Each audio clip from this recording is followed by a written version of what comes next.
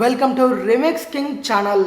మన రూపం, వ్యక్తిత్వం ఇలా చాలా విషయాలున్నాయి మన గురించి చెప్పడానికి. కానీ ఒక మెరిసే స్మైల్ అనేది ఖచ్చితంగా అవసరం.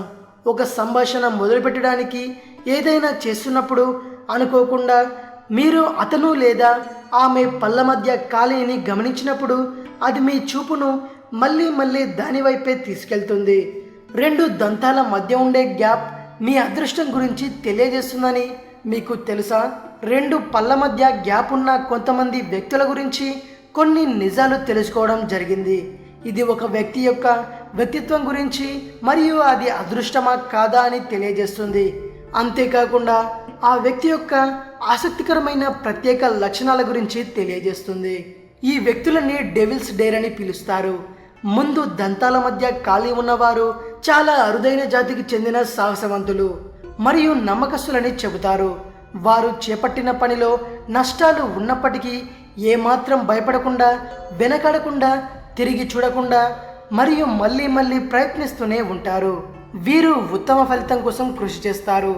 వీరికి విజయం దక్కదని తెలిసినా కూడా చివరి క్షణం దాకా ప్రయత్నిస్తూనే ఉంటారు మరియు వారి ఉత్తమ షాట్ని ఇస్తారు.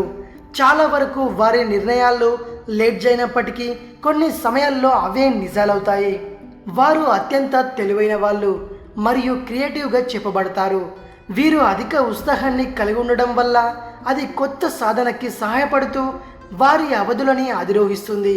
అది వారిని జీవితంలో గొప్ప అచీవర్స్గా నిలబెడుతుంది. వీరు చాలా టాకెటివ్, సంబంధం లేకుండా ఇష్టపడతారు లేదా గ్రూప్ని ఇష్టపడతారు.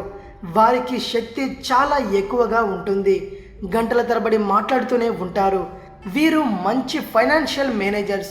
వీరు అత్యంత ప్రభావవంతమైన రీతిలో ఆర్థిక సమస్యలు ఎలా ఎదుర్కోవాలో తెలిసి ఉంటారు. పొదుపు చేయడానికి గల సహజ సామర్థ్యాలని కలిగి చాలా తెలివిగా ఆలోచిస్తారు. వీరు పుష్టిగా తింటారు. రెండు దంతాల మధ్య గ్యాప్ ఉన్నవారు బాగా తిండిపోతులుగా చెప్పబడతారు. వారు భోజనాన్ని ఆస్వాదిస్తారు మరియు కొత్త వంటకాల ప్రయోగాలు చేస్తుంటారు. ముందు పళ్ళలో ఖాళీ ఉన్న వ్యక్తులు ఒక స్థిరమైన కెరీర్ వృద్ధిని కలిగి ఉంటారని చెబుతారు. వారు ఎప్పుడు విజయవంతంగా మరియు అనేక మందికి మోడల్స్గా నిలుస్తారు. ఇది విషయం.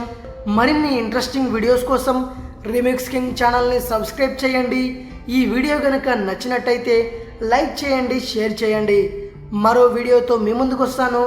అంతవరకు సెలవు.